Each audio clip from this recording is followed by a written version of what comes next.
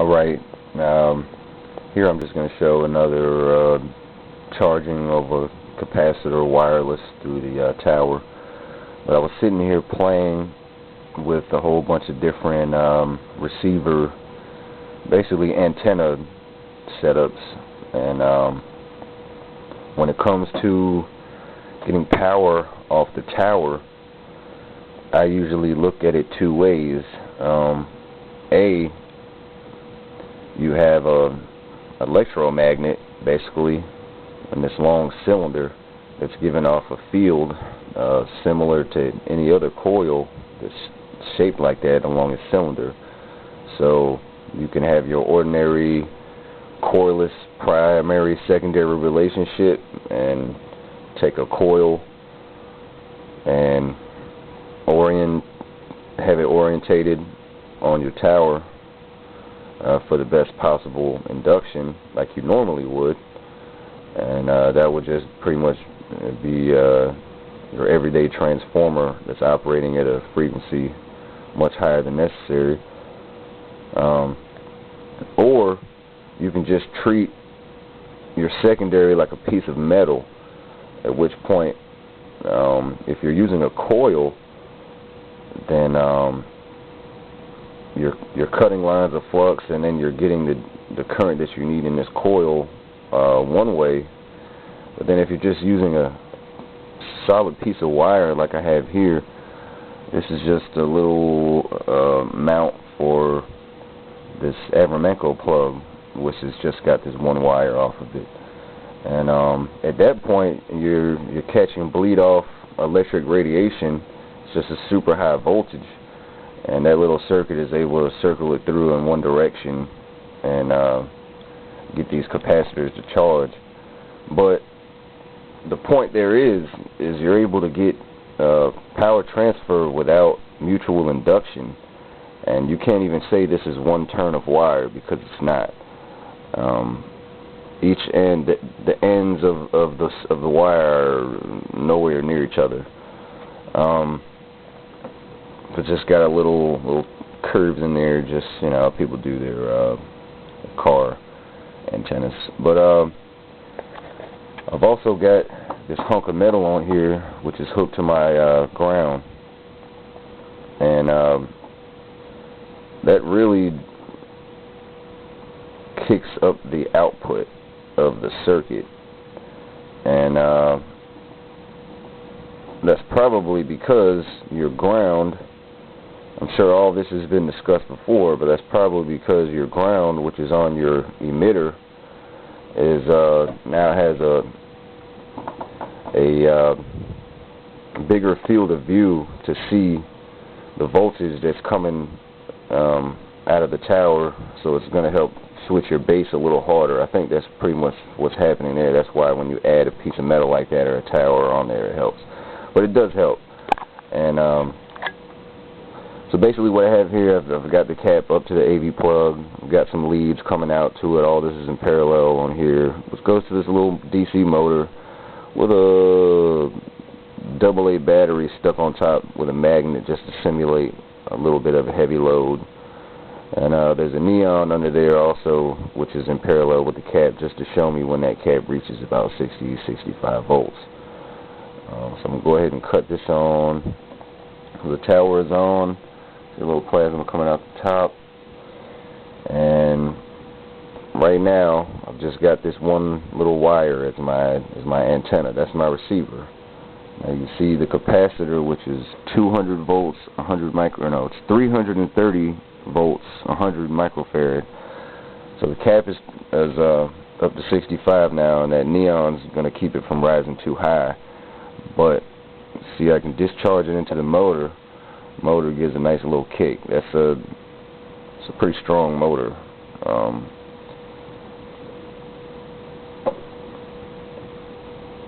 But if I just keep dumping the cap into the motor, you can see there's current there. I'm going to let it charge up again. You know, it's sitting fairly close to the tower, but you know, yet again, this is just one wire here. And they're completely isolated. They're totally electrically isolated right now. except for the air. And so charged about 65 again, discharge it, let it charge back up, and see how long that takes. Now, you know, if I just move it a good deal closer, and you don't have to wait so long.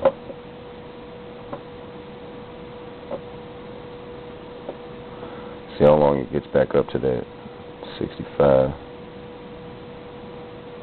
Neon again.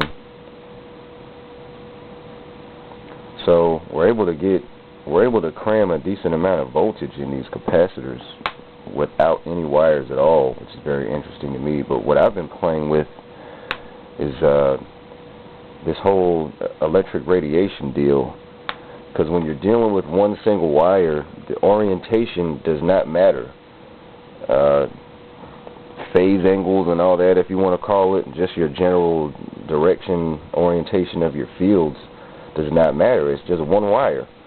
You know, it's just a conductor that is in the air. But what I did find interesting is, I thought, well, this hunk of metal right here would be a great antenna. And it's actually to the contrary. If I was to replace this single wire with this big hunk of metal and use that as a receiver, it actually doesn't pick up as good. And there's also a point where if I move it too close, it loads the tower down in a way where it actually transmits less. So it's kind of tricky. I guess it all depends on your tower. But definitely using a coil and the polarity that you align it with does make a difference, as well as using just another tower of like diameter and coil size and all that length. That is usually the best. But I just wanted to be stressed that it doesn't take any of that, and it doesn't, you know, for example, when you have an AV plug and you put alligator clips on it in one single loop, you know, that's not, the loop doesn't have to come back around. It doesn't have to be a short coil, you know, it doesn't matter. You're just picking up waves. You could let that lead just hang straight down. You're not trying to simulate one turn. Although, you know, you can get mutual induction that way per regular transformer action. But yeah, it's all about just the conductor. So I'm going to keep playing around with different antennas, but different loads. You know, right now I just felt like a motor would be a good way to show current. As far as I've known, a lot of setups out there that try to show a motor or some type of load, inductive or resistive, being ran from capacitors that are being charged wireless like this, they're usually done using some type of standard transformer action. From what I can tell, it's usually another coil that is laid on top of or very close to the tower, where you're getting magnetic induction, and that, to me, is not in the same category as catching the charge from a single antenna wire. That's more of what Tesla was speaking of, in my opinion. And another thing is, you know, we can say that when you transmit a high voltage and low current through the air, which is what's happening here in my opinion, it can be very efficient. You're not losing a whole lot. That's as far as conductors go. I don't know how something like air with the resistance that's in air, I don't know how that works, but I would assume it's the same deal. You're not losing as much to heat because the voltage is so high, the current is so low, it's like static. But then again, you have the problem of, well, we can't really say that will be an efficient transfer from A to B, because we're putting out so much from A, and B is just getting one very small unilateral amount. But efficiency doesn't matter so much at that point if we're just designing our antenna and assuming that we're going to be picking up free electrons. So as it stands, you know, I could probably cut this tower off like it is now and that thing is not going to charge at all. Just sitting there, it's just draining the cap down, and so it's not going to build a charge that way from the free waves in the air. But the question is, if a more efficient antenna can be designed, just something with a specially odd shape that just happens to work out, maybe, maybe it'll be much easier to actually notice some type of ambient charge that's going in a capacitor. Also, I would assume if I was going to do that, I would need to find a capacitor that has the capacity more like this, which is 15 microfarad and not 100. But that's definitely another thing. The higher the capacity in your cap, the longer it's going to take to charge, of course. But you're still, plain as day. I don't have any batteries on this side. It's just a capacitor. The energy is coming from that tower. It's all wireless, and I'm coming from a coil into a single antenna wire that is open on one end, siphoning through the circuit in the cap, going the way it needs to go through the diodes, which also have to be germanium to get the best results, in my opinion.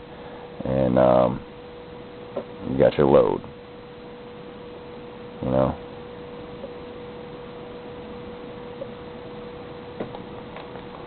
So yeah, that's it. Thanks for watching.